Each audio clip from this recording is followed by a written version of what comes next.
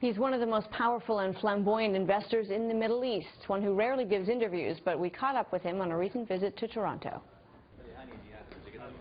Saudi Prince Alwaleed bin Talal has been called the Warren Buffett of the Middle East. He owns sizable stakes in companies such as Citigroup, News Corp and Four Seasons Hotels. And as CEO and 95% owner of Kingdom Holding Company, was an early investor in Twitter, some $300 million invested in the social media giant.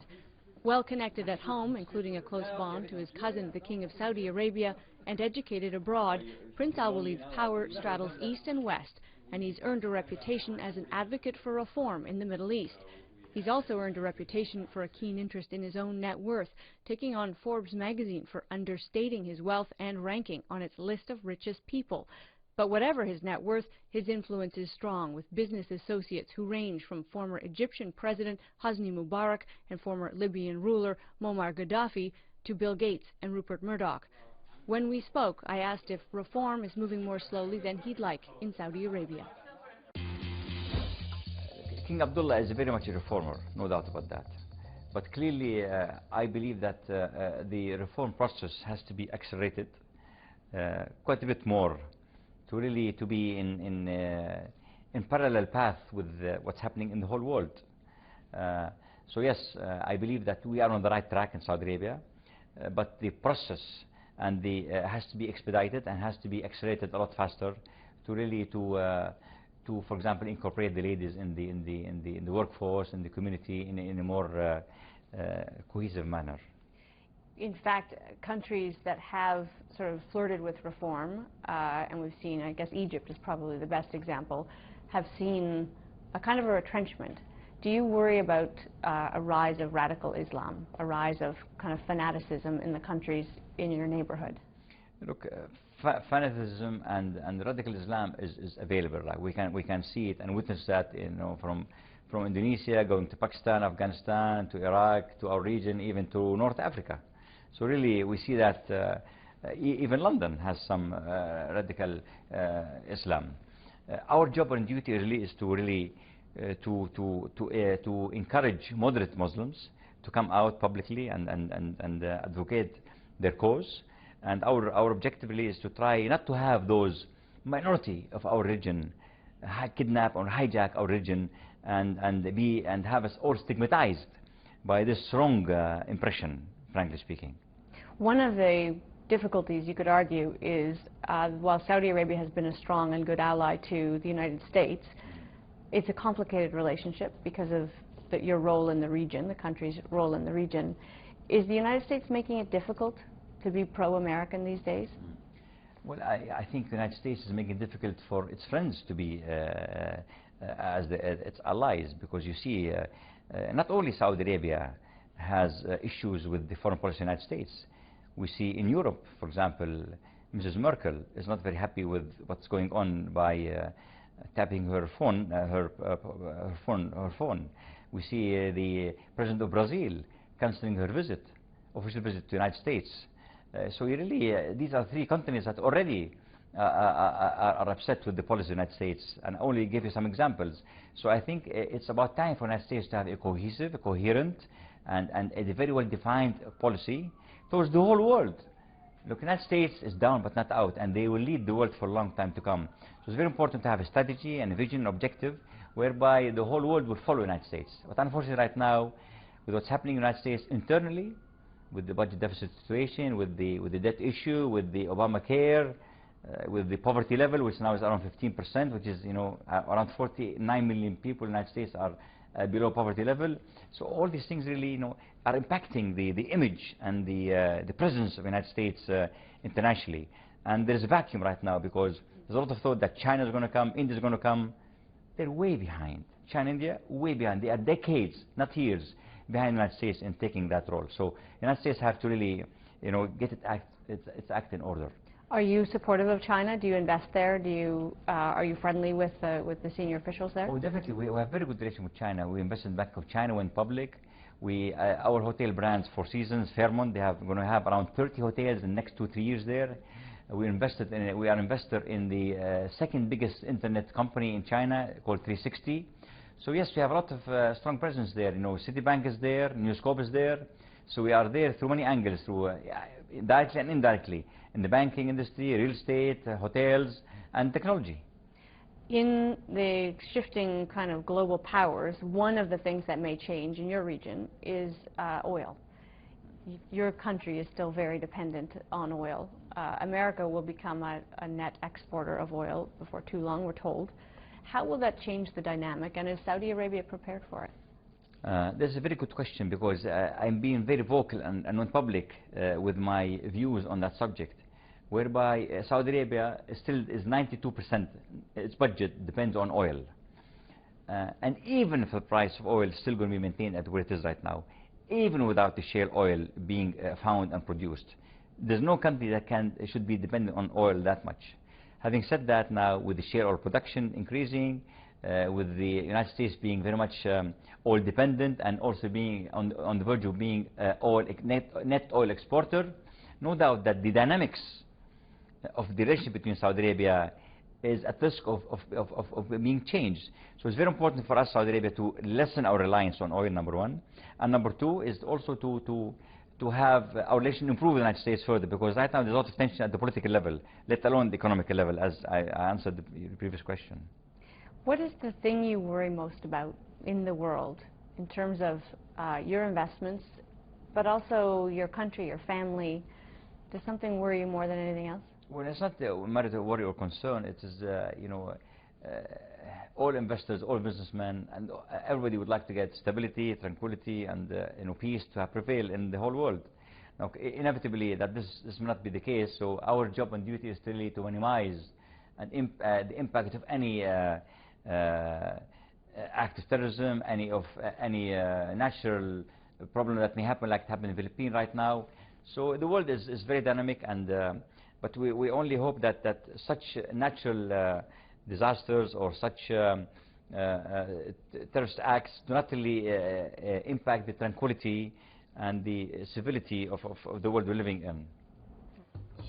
Still ahead, the second part of my interview with Saudi billionaire investor Prince Alwaleed bin Talal. We'll dig into his various business investments and the controversy generated over Forbes magazine's ranking of his wealth.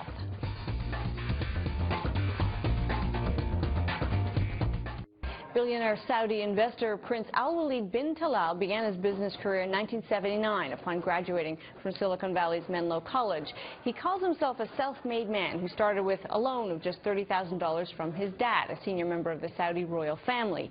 In the second part of my interview with His Royal Highness, I began by asking him to describe his investment style. Yeah, Bismillahirrahmanirrahim. You know, Kingdom Holding is a Saudi-based company, and it's very diversified, and it's involved in at least 13 industries that encompasses Saudi Arabia, the Middle East, and the world. Our investment philosophy is to invest in companies that are unique in their fields. The entry barrier is very high for other competitors to get into, and to enter at a time where the return investment and IRR is going to be beneficial to our shareholders. You have, as you say, diversified investments. One of your most famous and successful was an early investment in Citigroup, an investment that, of course, you stayed with faithfully. I wonder about your perspective on what happened to that bank, but in the context of the credit crisis. Were you shocked that it was allowed to happen, that the management of that bank and others let that happen? Well, you know, you're talking about the crisis of 2008, obviously. Clearly, at that time, the regulations were very loose, and clearly Citigroup was one of the main banks that was impacted negatively. And certain banks went bankrupt also, as you know. But having said that, clearly after its capitalization, Citigroup is very much on track right now, really, to benefit its shareholders. And if you analyze in depth the last 2 quarters of Citibank's results, they were really very good, especially the quarter before this quarter, whereby they beat the street estimates. and the market reacted very favorably to that share price. And as a result of that, it was upgraded to several notches by many of the rating agencies. Are you a believer in America's prospects today, that it has solved the issues that created the credit crisis, that its economy will recover strongly? Are you investing there strongly now? Well, you know, the banks are pretty well capitalized. You know, all the big banks, you know, the Wells Fargo's of the world, and the JP Morgans, the Citigroups, and the Bank of America. These are the four main banks, remaining four banks, if I can use the term, in the United States. But still, on the regulatory side, there are still very much uncertainty. You've seen that the Volcker rule has been going on for 4 years now without any conclusive results. The Basel rules also not being finalized completely. So there are still a lot of uncertainties. So I think it's important for the regulators to get their house in order and to begin putting those rules in action, so the banks know exactly which direction to move. Because right now many of their investment ideas or concepts are not being implemented or executed because of worry that certain new banking rules that may come may impact their capital ratios, which may impact them negatively. Having said that, I believe that the banks are a step ahead now of the regulators by being ultra-conservative in their approach. On the other hand, we hear about scandal after scandal, LIBOR, price fixing in various parts of the market. You are obviously pro-capitalism. But does it unnerve you? Does it make you feel as though the regulators aren't quite getting it right because there seems to be so much wrongdoing going on?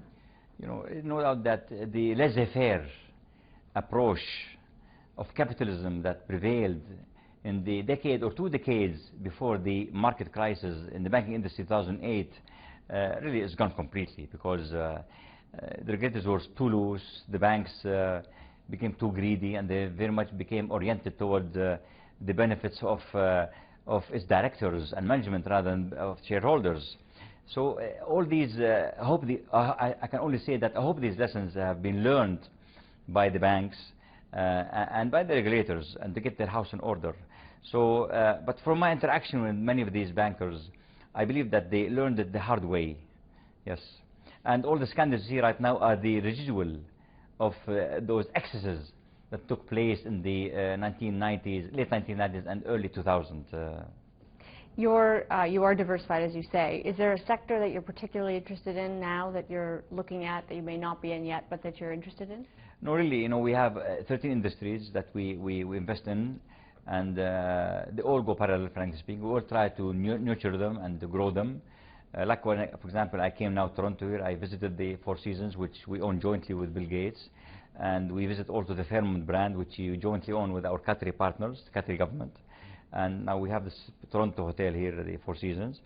So no, you know, all our investments go parallel, and we try to nurture and to grow all those investments parallel. Clearly, also parallel to that, we also look at new opportunities, such as the latest Twitter investment, which we invested in some time ago, and it just went public right now. But there are other investments very much scattered globally. And you're reported to have made a great deal on that Twitter investment. I think 600 million is the number that I've seen. I've also seen reports, as I'm sure you have, that you sometimes inflate the value of Kingdom Holdings to make it look more successful than it is, sometimes to get on certain lists or rankings. How do you respond to those kinds of claims? I think now you are referring to the Forbes situation. Yes, I am. This for sure, this all innuendo, heresy, and untruthful facts is wrong. You know, Saudi Arabia is a very much regulated country, and our stock market now is very much open, like the United States and Canada and Europe. And all this talk from Forbes really is baseless at all, and it's not correct. And you know, the stock market in Saudi Arabia is very much regulated like in Canada and United States. So it would be impossible to do what they're suggesting. It's not impossible. It's not on the. I mean, for a company like us, this is not even on our radar screen to think of such things that or such allegations that were said by Forbes. Does it matter to you where you fall on a list of global billionaires? This is really very academic, frankly speaking, and really, I mean, what I care about is really to create value to my shareholders, and clearly I'm one of these shareholders, and I push very hardly to create value for our shareholders, and most of them are Saudi based right now. And no, really, frankly speaking, where you fit in the rank, this really is just very academic, really.